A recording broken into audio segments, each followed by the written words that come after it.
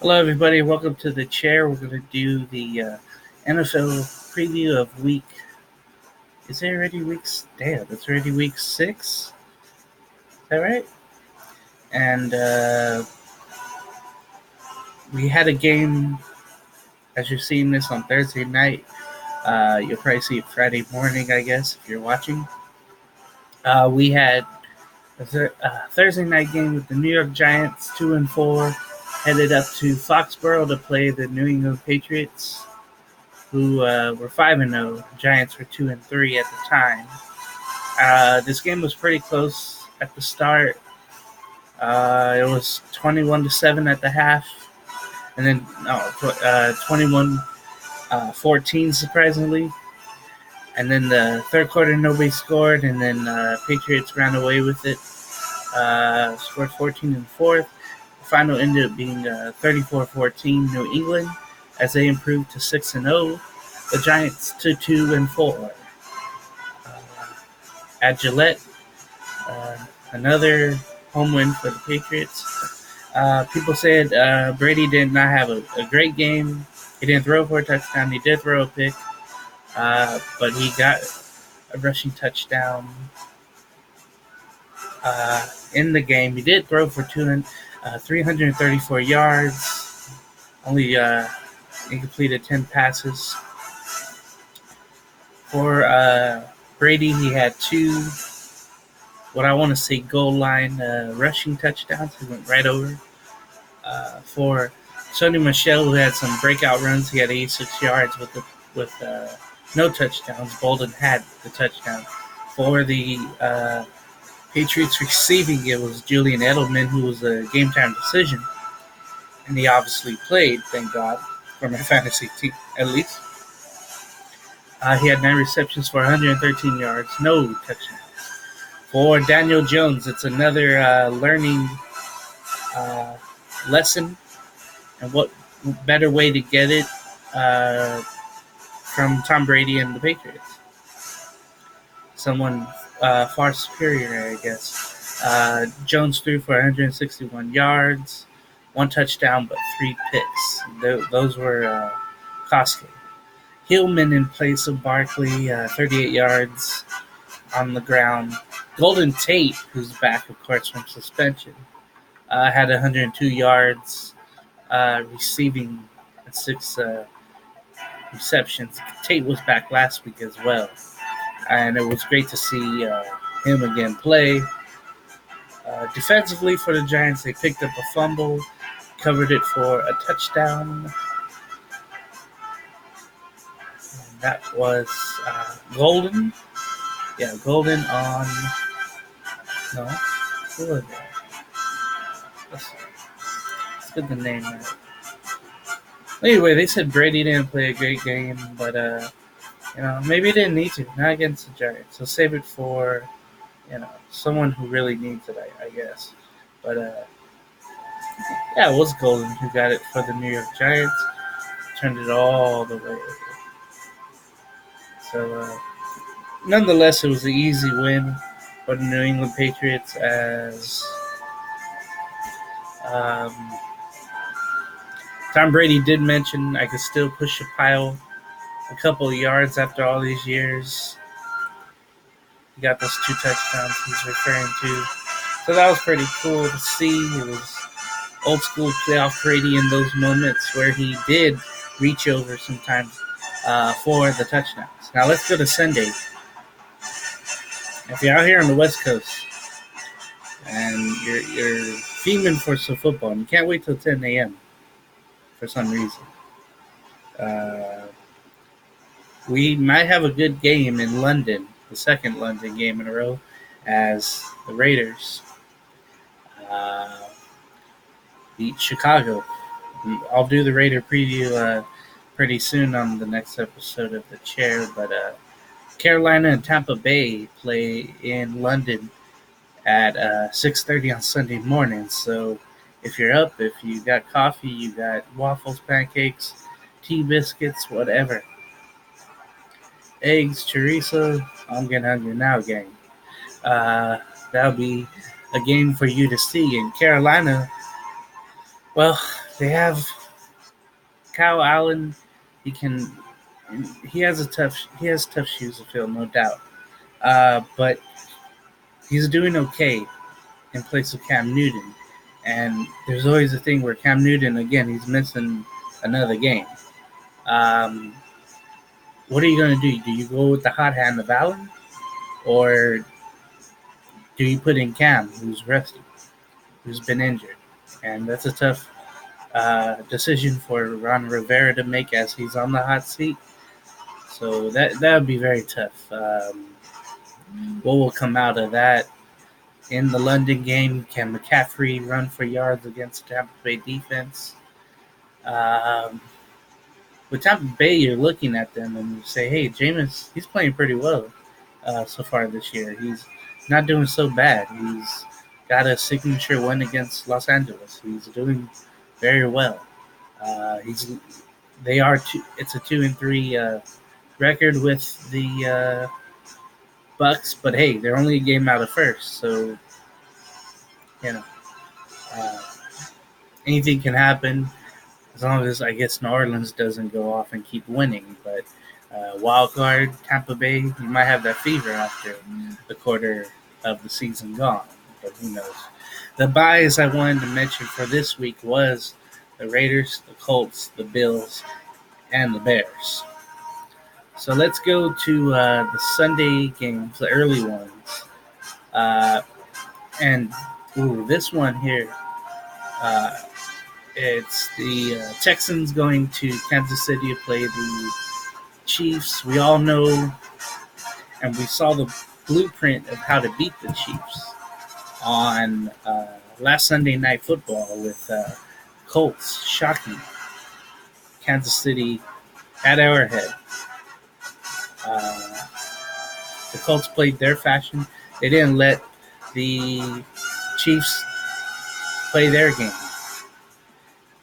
And that was maybe not fun to see because you expect all the fun football to go, but the Colts just rammed it down the Chiefs' throats pretty much. It was a shocker. Everybody got it wrong.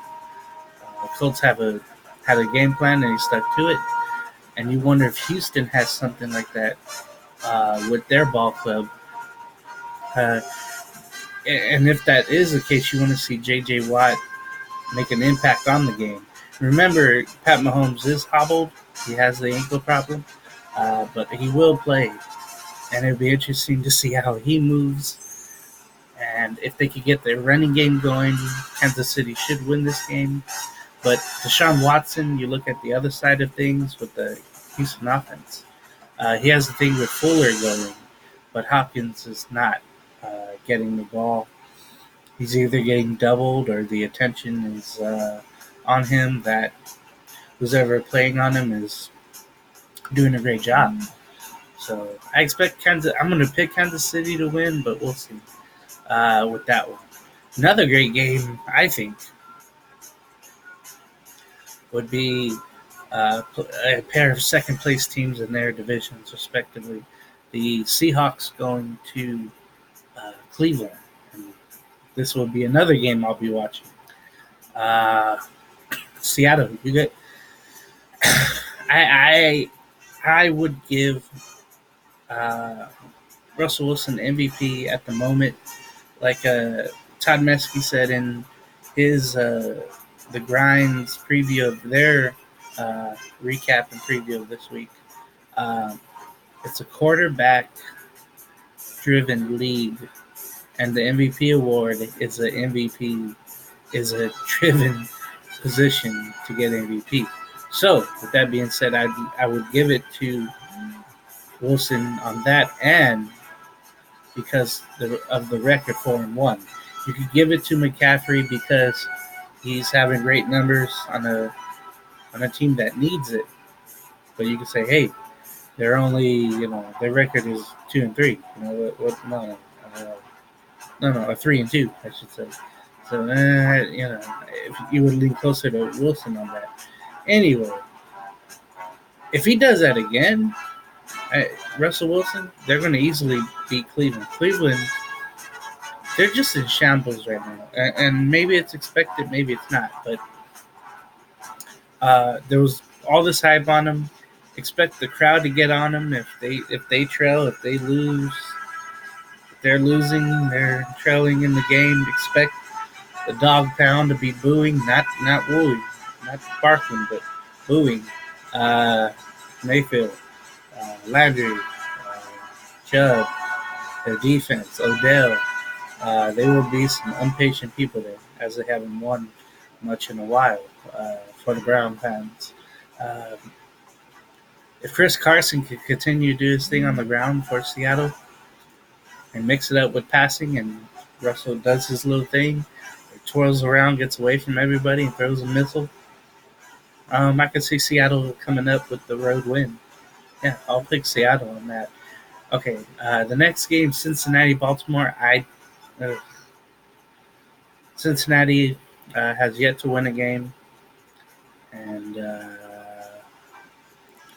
I think that will continue with Baltimore. And Lamar Jackson had one, the first stellar week, and then he's been consistently okay. He led. Granted, hey, you could say Steelers lost their backup quarterback, and now they're on their third string. But anytime you go to Pittsburgh and beat them on the road in overtime, that is something. Especially a division win, take that any damn day. Oh sure. Gallon challenge. This is my third leader. I got some hours to go here. So I'll pick the Ravens in that one. Expect Mark Ingram to have a great game on the ground, and that would be good for my fantasy team. Cincinnati does have a pretty stingy defense, but something will give. Expect Baltimore to, especially Jackson, to spread the ball around. Passing wise, you have Mark Andrews, you have Snead, you have Brown. It'll be a Baltimore winning fest for sure at home against their divisional foe, Cincinnati. Now this game here, this might be pretty good. New Orleans in Jacksonville. Teddy Bridgewater, he's doing well, and he's got big shoes to fill, and he's filling them very well. He's taking the reins. He said, "Okay, if Breeze, I'm gonna take over for Breeze as long as he's out. I'm gonna do my thing." He threw for 4 touchdowns last week, and all he had to do was just manage the game. As simple as that. He doesn't have to be Breeze. He doesn't have to be, so mobile where he's running wild and fumbling or whatnot. He just has to manage the game. Now, to beat Jacksonville, you're going to have to get Kamara going on screen passes, get him going on the ground. Murray's going to have to do something out of the backfield. And then I would love to see Jared Cook get some touches through the Jacksonville defense, because we know the defense for Jacksonville, they're also very stingy. Excuse me. Calais Campbell, veteran, great guy. Nothing more you can say about him except he's a great guy, great player. You would think Jalen Ramsey would play despite the trade request, despite the back injury that he may or may not have. I think he's just hiding the injury, hiding the trade request with the injury. I think that's what's going on with Jalen Ramsey right there. So I'd go if Jacksonville can get some Minshew passes going with Westbrook, spread it around to the other receivers, the tight ends, and get Fournette going, we might have an overtime game. I'd still give it to New Orleans. I would hope to see Kamara have a better game for sure. I'll give the slight edge to New Orleans. Okay, the next game should be pretty good as well. There's a lot of ifs and buts, though. Of course, with every game is like that. Philadelphia goes to Minneapolis, play the Minnesota Vikings. Of course, remember the last time the Eagles went to Minnesota, they won the Super Bowl over the Patriots. And that was a couple Super Bowls ago, but of course, memorable for the players that were there on the ball field at the time. Uh, Philadelphia comes in, and they had a pretty easy game over the Jets last week. So they got some rest, got some clearance, got some confidence going into the Minnesota game. Minnesota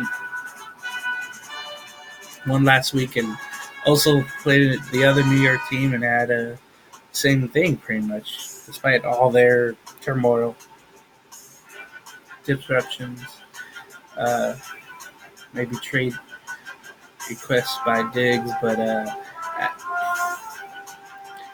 if Philly can get the passing game going against Minnesota, Zach Ertz, if he can move, he can groove, and the running game goes, and Carson Wentz can do his thing.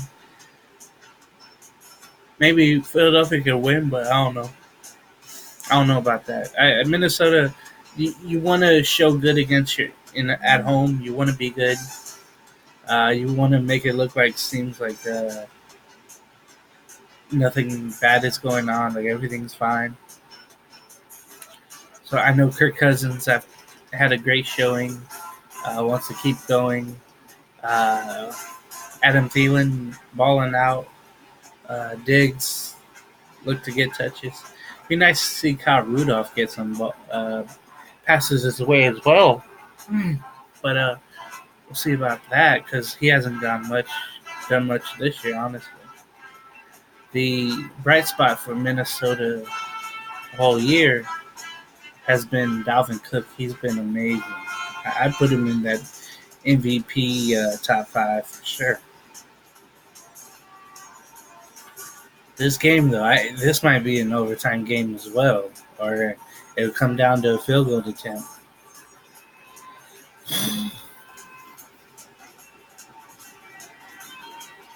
Shout out Skulltube 19, Carlos Delator.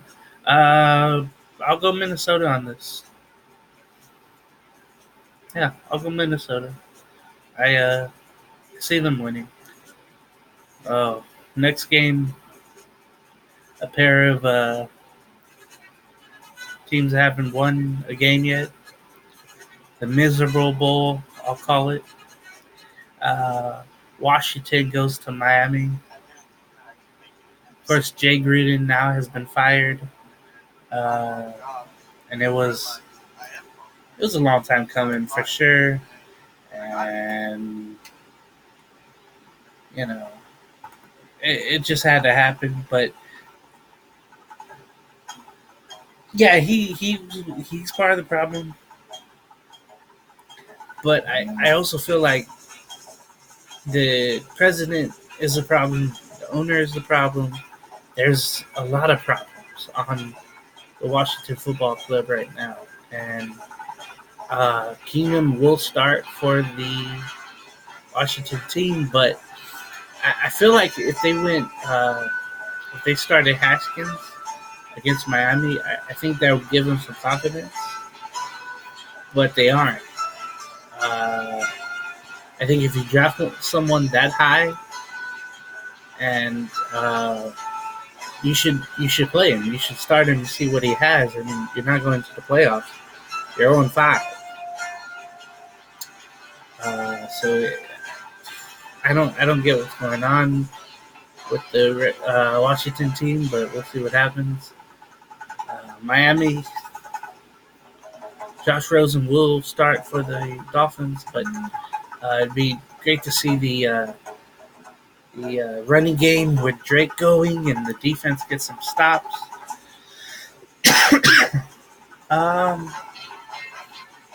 This game, you feel like nobody's gonna win. You feel like it's gonna be a tie. Honestly, you don't see a winner in this game. So I guess I'd go Miami, but I wouldn't rule out a tie, like, 9-9 or something, or 12-12. I wouldn't rule out a tie. So let's go to the afternoon games. Thank God. The later games. San Francisco will go to the Coliseum for the last time in LA, at least in the regular season, against the LA Rams. Rams coming off the Thursday night loss in Seattle on the field goal. I know they're looking for redemption. San Francisco coming off the Monday night victory over the Browns. Should I say a stopping Browns victory? Expect the crowd to be having a good number of 49er fans at the game in LA. Rams fans will try to drown them out, but it'll be back and forth on the field as well as in the stands at the renovated Coliseum. But this game, it feels like a toss-up. And if San Francisco's defense can do enough to stop LA's offense, I could see San Francisco winning, honestly. And this would be like a changing of the guards. If you remember last year, San Francisco had all the hype on them, but Jimmy G got hurt, and then they didn't play well without him. And the season was at a loss. So with Jimmy G, with a pretty good defense, with a great tight end, with two running backs who honestly were third and fourth string, and they've had to start because two are out for the year. They're doing well. They have a good little tandem going. So the key is, I think, with the Rams offense, can they get going? Can Jared Goff get going? Or will he be sketchy? Will he be throwing picks? Or will he be getting pressured and fumbled and sacked? And how much does Gurley have? And Cuff continue to get passes? And Woods and Cooks, can they get going? Can Everett have another great game like he did against Seattle? So we'll see. I'd give the slight edge to LA just because of their offense. And maybe this will be a game Aaron Donald can show up and do well. But if San Francisco's smart, granted they don't have their great left tackle Joe Staley, they'll double team Aaron Donald again, as teams have done this year. As honestly, Aaron Donald for most of the year hasn't been a factor. So I give a slight edge to LA, but it's a toss-up, honestly. The next game is Atlanta and Arizona. It's the battle of the sorry birds. Falcons come in 1-4. Arizona 1-3-1. This feels like another tie. I know I keep saying it, but it's like, okay, is Atlanta going to play down to the competition?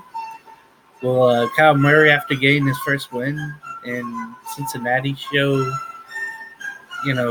greatness again? Can he manage a game and win a game? Can David Johnson win a game just based on his runs and catches out of the backfield? Can Fitzgerald do well? Can their defense stop the Atlanta offense, who just seems to be sputtering? Matt Ryan, you love the guy, but you're disappointed at the same time because you have all these weapons, like Matt said on the grinds on their preview. You have Sanu, you have Jones, you have Hooper, who's doing well. Hooper's doing well. You have Ridley. Those are all receivers. You have Freeman, who's a good running back, but he hasn't shown it after the injury last season. You expect the Falcons to win, but again, you feel like, okay, it's going to be a toss-up. You don't know who's going to win. So I'll go Atlanta, but you're like, watch. Something's going to happen. Watch.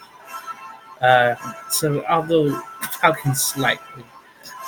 The next game, why is Jim Nantz and Tony Romo doing this game? Dallas goes to New Jersey to play the Jets, and I believe Sam Darnold will start for the Jets. I think it's a game time decision. It's a decision where nobody wants to touch. Get it? The Cowboys come in, losing 2 in a row in bad fashion. They did score a lot of points late to try to play catch up against the Green Bay Packers, but Matt's team did not get the victory over Green Bay. They come in looking for redemption against the lowly Jets. Jets keep losing. They lost to Dallas's rival, the Philadelphia Eagles, last week. I expect Dallas to win. I expect Dak Prescott to do just enough and what he needs to do. I don't expect Cooper to be as good outside, as the Jets have a pretty good defense themselves. But I want to see, if I'm a Dallas fan, I want to see Elliott have, close to 160 yards in this game. I know it's a big number, but I think it can be done. I think the task can be done at hand with Ezekiel Elliott. I would ground and pound the Jets automatically. I would ground them and pound them and control the game right away. But the Jets is just survival. It's going to be a lot of hand sanitizer going around, but I think Dallas wins easily. Tennessee, Denver. Tennessee is one of those teams, just like Houston, Atlanta, where you don't know what you're going to get. And I guess you could throw Cleveland in there. You could throw the Rams in there. You could throw, as of now, Dallas, because they've been back and forth. Chargers, Houston, Carolina, Tampa Bay, Jacksonville. Mariota's just been awful for the struggling Titans. Another thing I heard the grind say is that you wonder if Mariota in a different system would blossom, but that hasn't been the case with the Titans. With the offensive scheme they're doing, he's not riding shotgun like he used to, and when he was playing shotgun formation, he had options and he was doing some great things together. But I don't see him winning in Denver.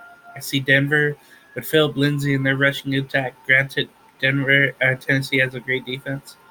I see Lindsay doing well on the ground.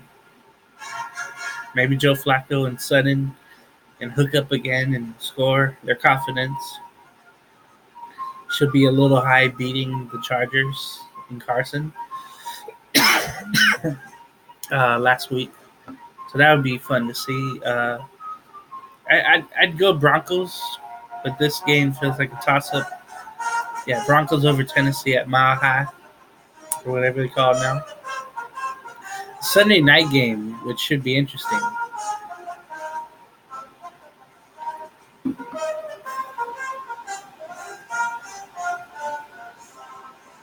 Yeah, Pittsburgh on the third-string quarterback starting against the Chargers. Now, the Chargers have lost a couple of games in a row, and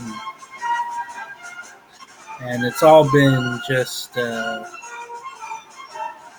games that you expect the Chargers to lose in their fashion.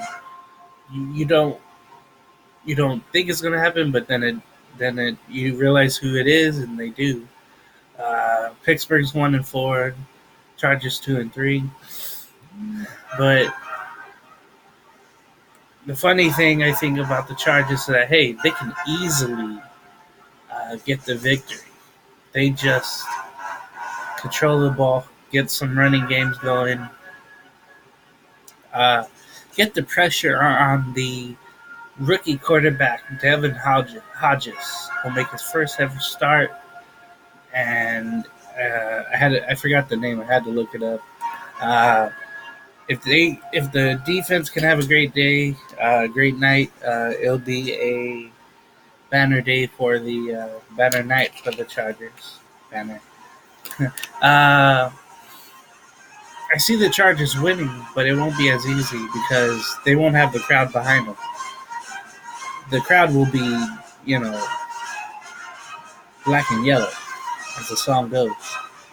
Uh, the Steelers travel well in a small soccer stadium like that. Uh, you're going to see a lot of black and yellow in there. It'll be interesting to see. It'll be dark but light at first, so you'll see all the fans glow for sure. Uh, it'd be interesting to see if and how the Chargers blow this one. And if they do, then you would think they'd be in serious trouble. Uh, but we'll see what happens. I'll go with the Chargers. If they get the rushing game going, they get Keenan Allen going. Phillip, all he has to do is just manage the game and make smart throws. He hasn't been, honestly. But if the defense can, like I said, if the defense could get some stops, and Bosa can control the game, Chargers will win. Monday night game, the last one of Week 6. This would be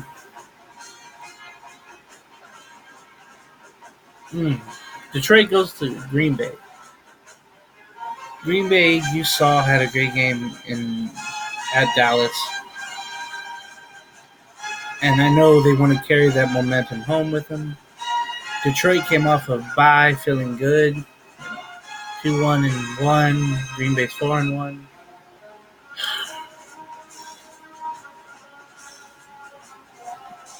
I feel with Green Bay, as Adams, he'll be a game time decision for Monday. If they could get that solid rushing game from Aaron Jones again, Green Bay will win. But if the run is stopped by Detroit can win this game. It's all about Stafford. If he manages his game and not throw picks, if Detroit can get pressure on Rodgers, I can see Detroit winning this game. But I'll go Green Bay for now, not knowing the status of Adams until Monday. That should be a good Monday night game, and they haven't had many this year. And you hope this isn't the old Detroit. You hope this isn't the old Lions. You hope, okay, maybe they made a breakthrough. I don't know, but again, you hope for a good one on that Monday night. And that's been Week 6 NFL Preview on the chair. We will see you with the Raider preview coming up pretty soon on the chair, so stay tuned. It's been James. I'll see you later.